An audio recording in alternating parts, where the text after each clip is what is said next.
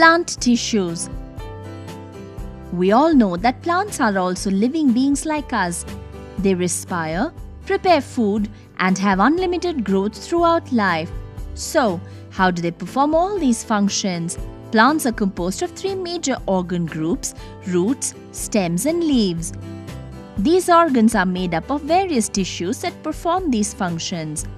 Large number of specialized cells together form a tissue.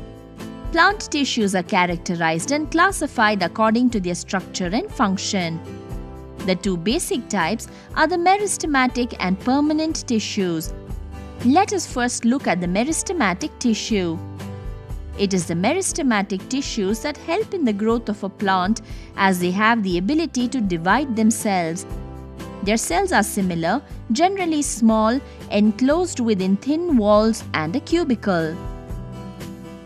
Depending on the region they are present in, meristematic tissues are classified as apical, lateral, and intercalary. The tissue that helps increase the length of the stem and the root is the apical meristem. It is located at the tips of stems and roots.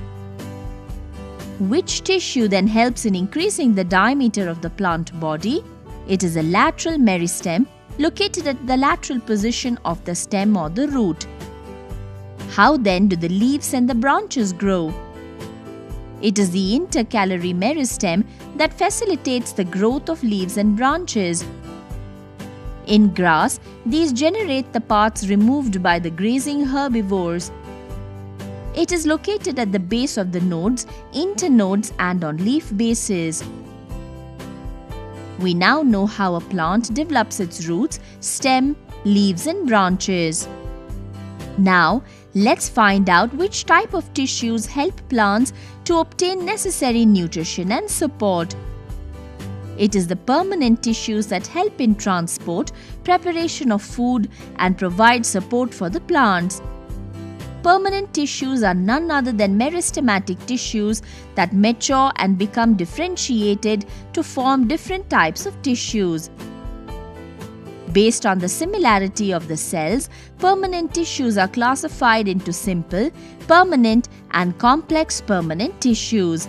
Simple permanent tissue is called simple tissue because it is composed of similar types of cells that have a common origin and function.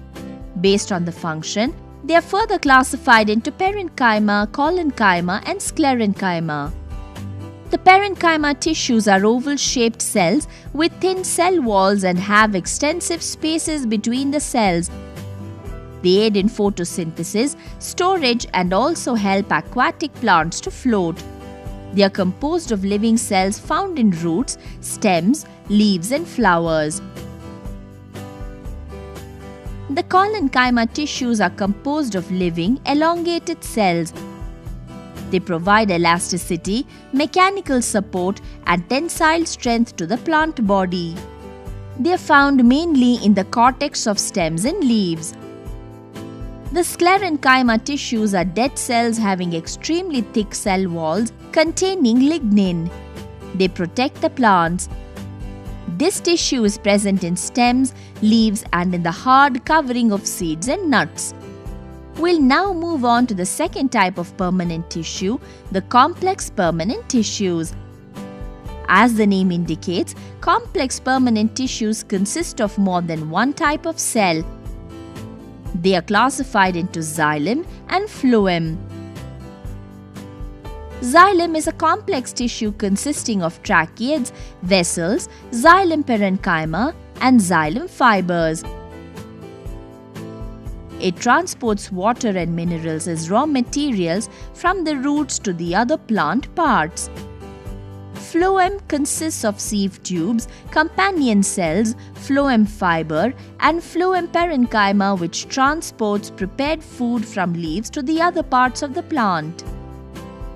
In conclusion, we have seen and understood the plant tissues, their types, subclassifications, and their functions.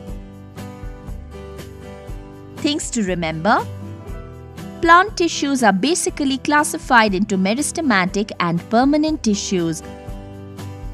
Meristematic tissues divide throughout their life and promote plant growth.